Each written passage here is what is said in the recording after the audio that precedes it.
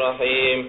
الحمد لله الذي يحكم بالحق قطعا وإليه المآب والرجعا، والصلاة والسلام على حبيبه المصطفى وأصحابه الأسفياء وعلى آله الأتقياء ومن تبعهم بإحسان إلى يوم الجزاء.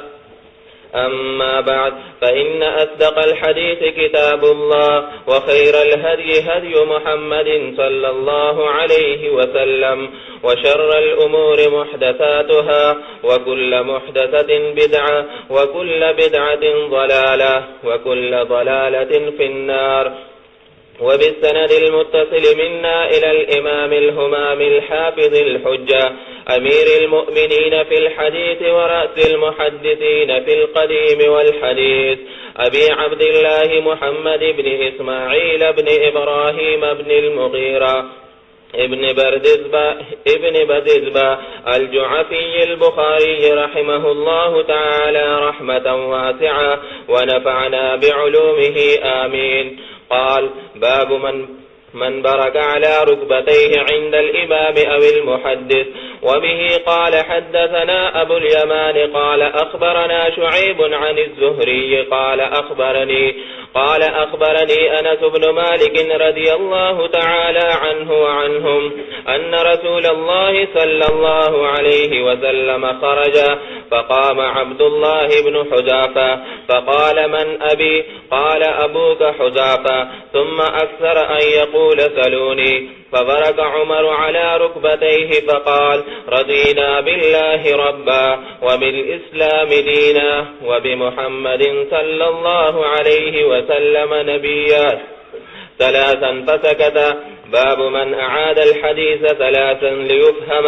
فقال النبي صلى الله عليه وسلم: ألا وقول الزور، فما زال يكررها. وقال ابن عمر رضي الله عنهما: قال النبي صلى الله عليه وسلم: هل بلغت ثلاثا؟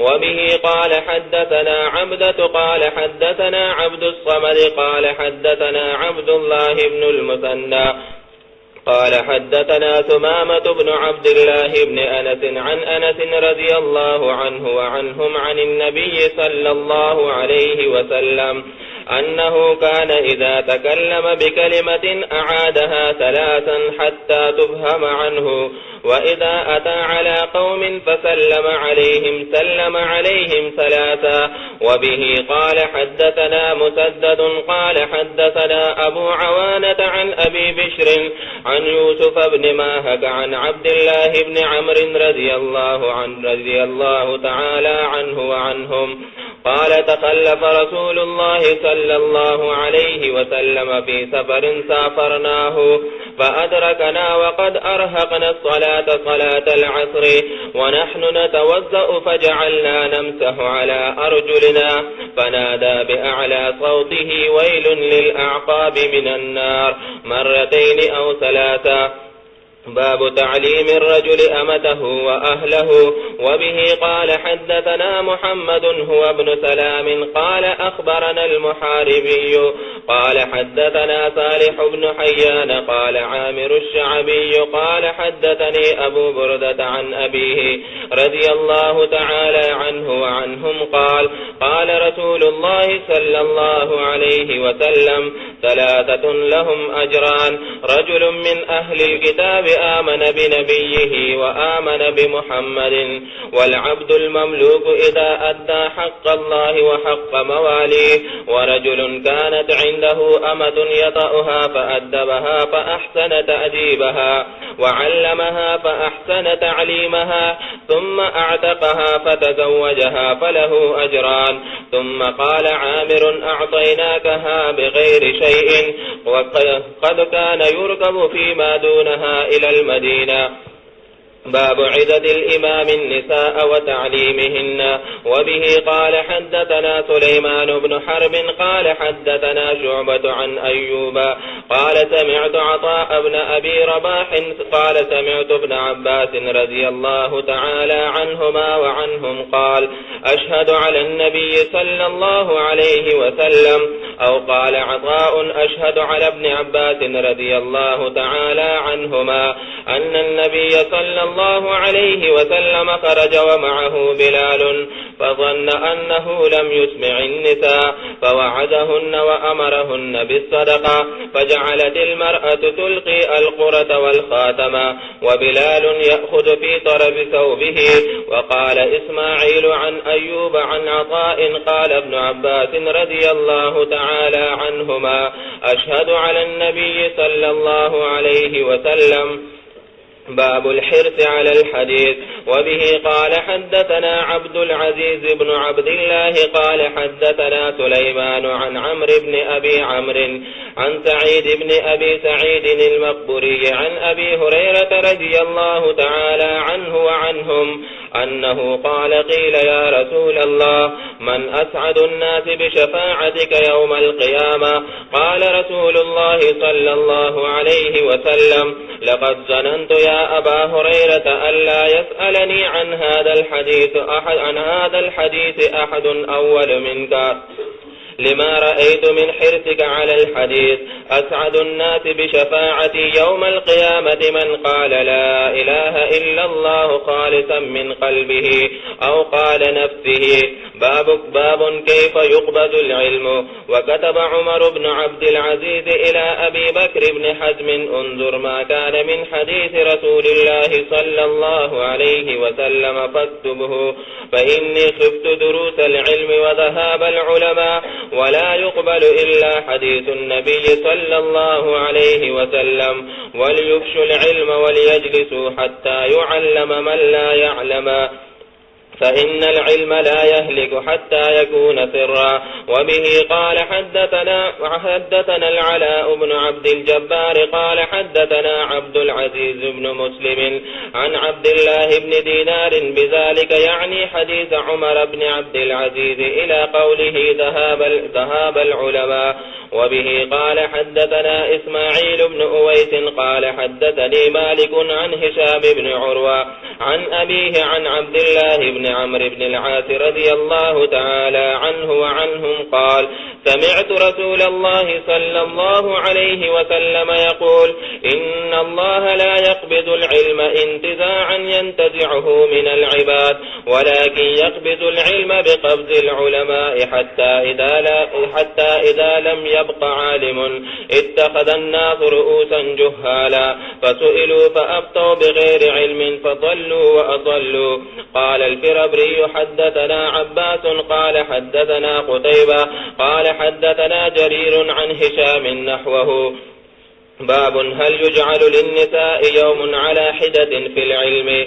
وبه قال حدثنا آدم قال حدثنا شعبة قال حدثني ابن الأسبهاني قال: سمعت أبا صالح زكوان يحدث عن أبي سعيد الخدري رضي الله تعالى عنه وعنهم قال: قال النساء للنبي صلى الله عليه وسلم: غلبنا عليك الرجال فاجعل لنا يوما من نفسك، فوعدهن يوما لقيهن فيه فوعدهن وأمرهن، فكان فيما قال لهن: ما منكن امرأة تقدم ثلاثة من ولها إلا كان لها حجابا من النار.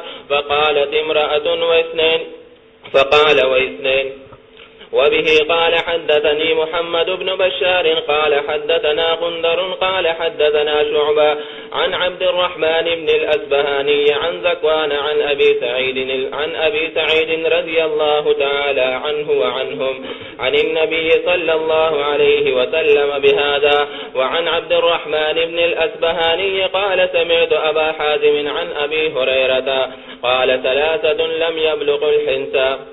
باب من سمع شيئا فلم يفهمه فراجعه حتى يعرفه. وبه قال حدثنا سعيد بن أبي مريم قال أخبرنا نافع بن عمر قال حدثني ابن أبي مليكة أن عائشة رضي الله تعالى عنها وعنهم زوج النبي صلى الله عليه وسلم كانت لا تسمع شيئا لا تعرفه إلا راجعت فيه حتى تعرفه، وأن النبي صلى الله عليه وسلم قال: من حوسب عذب. قالت عائشة: فقلت: أوليس يقول الله عز وجل: فسوف يحاسب حسابا يسيرا. قالت فقال إنما ذلك العرض ولكن من نوقش الحساب يهلك. باب ليبلغ العلم الشاهد الغائب. قاله ابن عباس عن النبي صلى الله عليه وسلم وبه قال حدثنا عبد الله بن يوسف قال حدثنا الليث قال حدثني سعيد هو ابن أبي سعيد عن أبي شريح أنه قال لعمرو بن سعيد وهو يبعث البعوث إلى مكة إذن لي أيها الأمير أحدثك قولا قام به رسول الله صلى الله عليه وسلم الغد من يوم الفتح سمعته أذناي ووعاه قلبي وأبصرته عيناي حين تكلم به حمد الله وأثنى عليه ثم قال إن مكة حرمها الله ولم يحرمها الناس فلا يحل لامرئ يؤمن بالله واليوم الآخر أن يسفك بها دما ولا يعزد بها شجرة فإن أحد ترخص لقتال رسول الله صلى الله عليه وسلم فيها فقولوا إن الله قد أذن لرسوله ولم يأذن لكم وإنما أذن لي فيها ساعة من نهار ثم عادت حرمتها اليوم كحرمتها بالأمس وليبلغ الشاهد الغائب. فقيل لأبي شريح ما قال عمرو قال أنا أعلم منك يا أبا شريح لا تعيد عاسيا ولا فارا بدم ولا فارا بخربة. وبه قال حدثنا عبد الله بن عبد الوهاب قال حدثنا حماد عن أيوب عن محمد عن أبي بكرة ذكر النبي صلى الله عليه وسلم قال فإن دماءكم وأموالكم قال محمد وأحسبه قال وأعراضكم عليكم حرام كحرمة يومكم هذا في شهركم هذا ألا ليبلغ الشاهد منكم الغائب. وكان محمد يقول صدق رسول الله صلى الله عليه وسلم كان ذلك ألا هل بلغت مرتين. باب اسم من كذب على النبي صلى الله عليه وسلم. وبه قال حدثنا علي بن الجعد قال أخبرنا شعبة قال أخبرني منصور قال سمعت ربعي بن حراش يقول سمعت عليا رضي الله تعالى عنه وعنهم يقول قال النبي صلى الله عليه وسلم لا تكذبوا علي فإنه من كذب علي فليلج النار. وبه قال حدثنا أبو الوليد قال حدثنا شعبة عن جامع بن شداد عن عامر بن عبد الله بن الزبير عن أبيه رضي الله تعالى عنه وعنهم قال قلت للزبير إني لا أسمعك تحدث عن رسول الله صلى الله عليه وسلم كما يحدث فلان وفلان قال أما إني لم أفارقه ولكن سمعته يقول من كذب علي فليتبوأ مقعده من النار. وبه قال حدثنا أبو معمر قال حدثنا عبد الوارث عن عبد العزيز قال أنس رضي الله تعالى عنه وعنهم إنه ليمنعني أن أحدثكم حديثا كثيرا أن النبي صلى الله عليه وسلم قال من تعمد علي كذبا فليتبوأ مقعده من النار. وبه قال حدثنا المكي بن إبراهيم قال حدثنا يزيد بن أبي عبيد عن سلمة هو ابن الأكوع رضي الله تعالى عنه وعنهم قال سمعت النبي صلى الله عليه وسلم يقول من يقل علي ما لم أقل فليتبوأ مقعده من النار. وبه قال حدثنا موسى قال حدثنا أبو عوانة عن أبي حسين عن أبي صالح عن أبي هريرة رضي الله تعالى عنه وعنهم عن النبي صلى الله عليه وسلم قال تسموا باسمي ولا تكتنوا بكنيتي ومن رآني في المنام فقد رآني فإن الشيطان لا يتمثل في صورتي ومن كذب علي متعمدا فليتبوأ مقعده من النار. باب كتابة العلم. وبه قال حدثنا محمد بن سلام قال أخبرنا وكيع عن سفيان عن مترب عن الشعبي عن أبي جحيفة قال قلت لعلي رضي الله عنه وعنهم هل عندكم كتاب قال لا إلا كتاب الله أو فهم أعطيه رجل مسلم أو ما في هذه السحيفة. قال قلت وما في هذه السحيفة قال العقل وفكاك الأسير ولا يقتل مسلم بكافر. وبه قال حدثنا أبو نعيم الفضل بن دكين قال حدثنا شيبان عن يحيى عن أبي سلمة عن أبي هريرة رضي الله تعالى عنه وعنهم أن خزاعة قتلوا رجلا من بني ليث عام فتح مكة بقتيل منهم قتلوه، فأخبر بذلك النبي صلى الله عليه وسلم، فركب راحلته فخطب فقال: إن الله حبس عن مكة القتل أو قال الفيل. قال محمد: واجعلوه على الشك كذا. قال أبو نعيم: القتل أو قال الفيل. وغيره يقول الفيل. وسلط عليهم رسول الله صلى الله عليه وسلم والمؤمنون: ألا وإنها لم تحل لأحد قبلي ولا تحل لأحد بعدي، ألا وإنها حلت لي ساعة من نهار، ألا وإنها ساعتي هذه حرام، لا يقتلى شوكها ولا يعضد شجرها ولا تلتقط ساقطتها إلا لمنشد، فمن قتل فهو بخير النذرين إما أن يقل وإما أن يقاد أهل القتيل. فجاء رجل من أهل اليمن فقال: اكتب لي يا رسول الله. فقال: اكتبوا لأبي فلان. فقال رجل من قريش: إلا الإذخر يا رسول الله، فإنا نجعله في بيوتنا وقبورنا. فقال النبي صلى الله عليه وسلم: إلا الإذخر. وبه قال حدثنا علي بن عبد الله قال حدثنا سفيان قال حدثنا عمرو قال أخبرني وهب بن منبه عن أخيه قال: سمعت أبا هريرة رضي الله تعالى عنه وعنهم يقول: ما من أصحاب النبي صلى الله عليه وسلم أحد أكثر حديثا عنه مني إلا ما كان من عبد الله بن عمرو، فإنه كان يكتب ولا أكتب. تابعه معمر عن همام عن أبي هريرة. وبه قال حدثنا يحيى بن سليمان قال حدثني ابن وهب قال أخبرني يونس عن ابن شهاب عن عبيد الله بن عبد الله عن ابن عباس رضي الله تعالى عنهما وعنهم قال: لما اشتد بالنبي صلى الله عليه وسلم وجعه قال: ائتوني بكتاب أكتب لكم كتابا لا تضلوا بعده. قال عمر رضي الله عنه: إن النبي صلى الله عليه وسلم غلبه الوجع وعندنا كتاب الله حسبنا. فاختلفوا وكثر اللغط. قال: قوموا عني ولا ينبغي عندي التنازع. فخرج ابن عباس رضي الله تعالى عنهما يقول: إن الرزية كل الرزية ما حال بين رسول الله صلى الله عليه وسلم وبين كتابه، باب العلم والعزة بالليل. وبه قال حدثنا صدقة قال أخبرنا ابن عيينة عن معمر عن الزهري عن هند عن أم سلمة قال: وعن عمرو ويحيى بن سعيد عن الزهري عن امرأة عن أم سلمة رضي الله تعالى عنها وعنهم قالت: استيقظ النبي صلى الله عليه وسلم ذات ليلة فقال: سبحان الله، ماذا أنزل الليلة من الفتن وماذا فتح من الخزائن، أيقظوا صواحب الحجر، فرب كاسية في الدنيا عارية في الآخرة. باب السمر بالليل. وبه قال حدثنا سعيد بن عفير قال حدثني الليث قال حدثني عبد الرحمن بن خالد بن مسافر عن ابن شهاب عن سالم وأبي بكر بن سليمان بن حبي حسمة أن عبد الله بن عمر رضي الله تعالى عنهما وعنهم قال: صلى لنا النبي صلى الله عليه وسلم العشاء في آخر حياته، فلما سلم قام فقال: أرأيتكم ليلتكم هذه، فإن رأس 100 سنة منها لا يبقى ممن هو على ظهر الأرض أحد.